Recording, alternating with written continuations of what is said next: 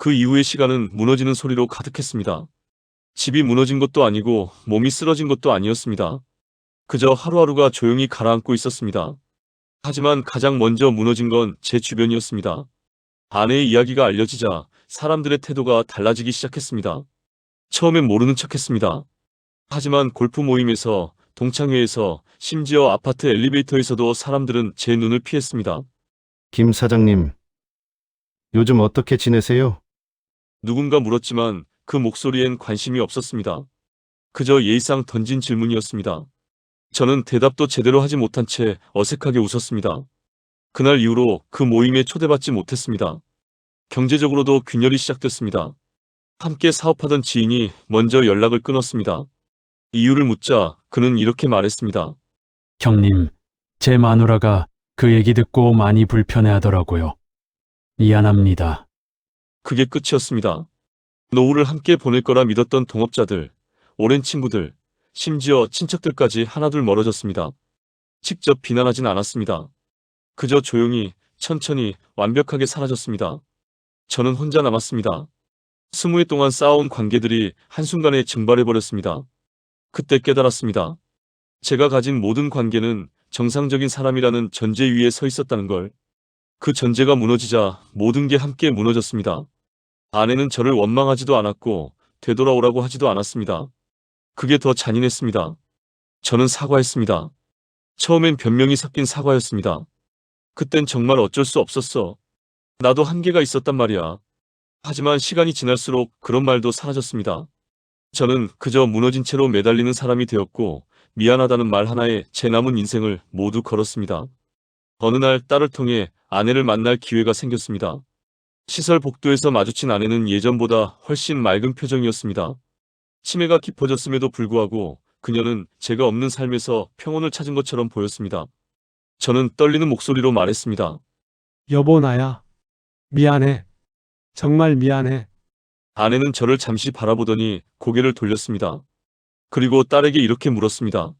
이 사람 누구야? 그 한마디가 전부였습니다. 딸이 설명하려 했지만 아내는 더 이상 관심을 보이지 않았습니다. 마치 저를 완전히 지워버린 것처럼. 아니, 어쩌면 진짜로 지워졌을지도 모릅니다. 그게 제가 받은 마지막 대답이었습니다. 그때 깨달았습니다. 이 세상에는 용서받지 못하는 사과도 있다는 걸. 그리고 그 순간 저는 알았습니다.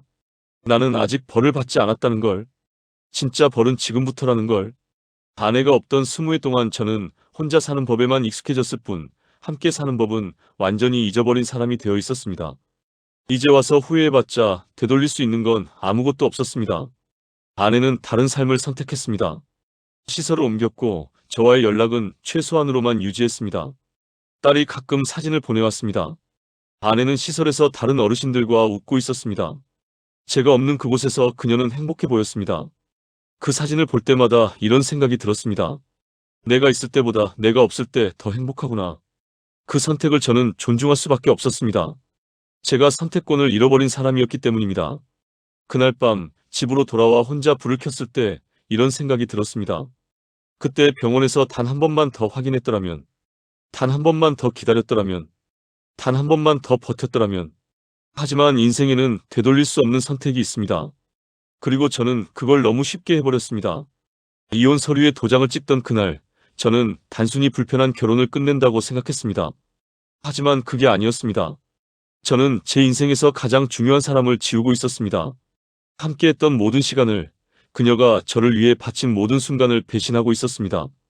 그 대가는 20해가 지나서야 찾아왔습니다. 지옥은 한 번에 오지 않았습니다. 불타는 것도 무너지는 것도 아니었습니다. 지옥은 그저 매일 아침 눈을 뜨는 것이었고 아무도 없는 집에서 혼자 밥을 먹는 것이었고 밤마다 텅 빈 침대에 누워 후회하는 것이었습니다. 아무도 전화하지 않는 휴대폰을 바라보는 것이었고 명절에 혼자 TV를 켜는 것이었고 아플 때 병원에 혼자 가는 것이었습니다.